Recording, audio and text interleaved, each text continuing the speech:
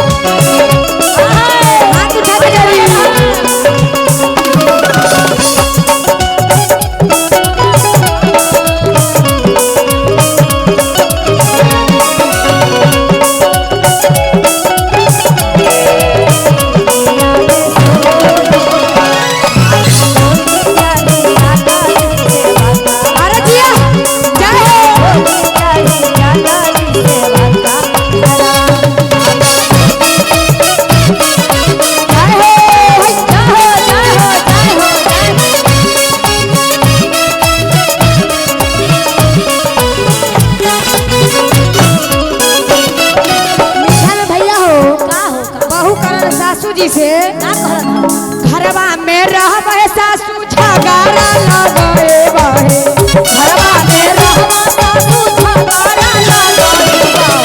घरवा में रहबे सासू झगड़ा लगए बहे घरवा में रहबे सासू झगड़ा लगए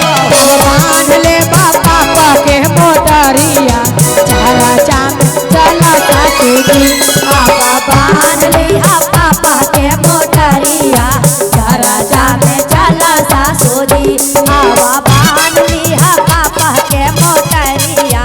चारा चामे चला सासू जी ताली बजा के हाथ उठा के भैया हो लाज लगाओ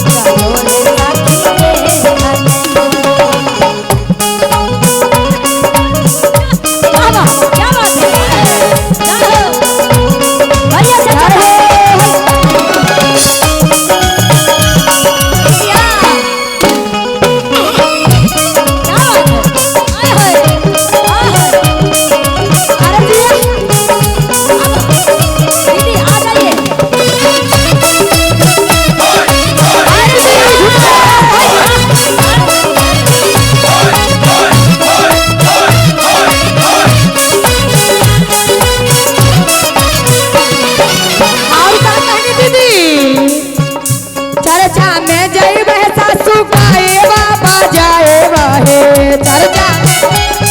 तू गाए बाबा जाए चर्चा में जइबे सासू गाए बाबा जाए बहे चर्चा में जइबे सासू गाए बाबा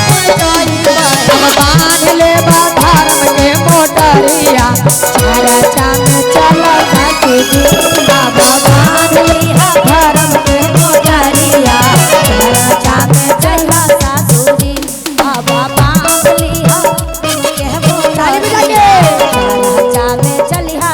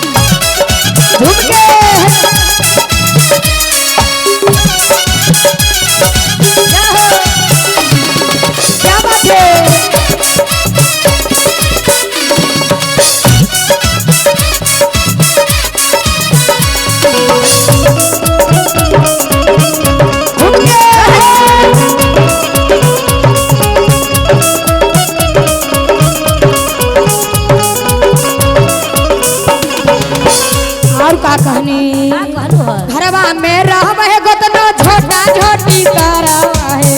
घरवा में रहबे गोतना छोटा छोटी करावा है घरवा में रहबे गोतना छोटा छोटी करावा है घरवा में रहबे गोतनी छोटा छोटी करावा अब बांध ले पापा के मोटरिया तारा चला गोतानो या बाबा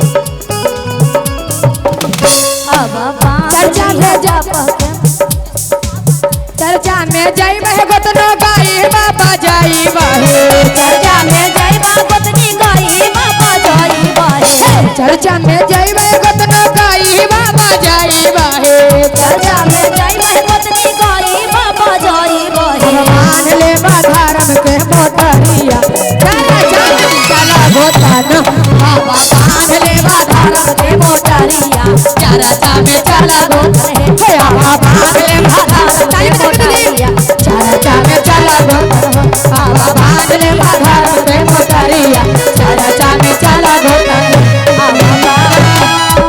प्रेम से शंकर भगवान की जय हो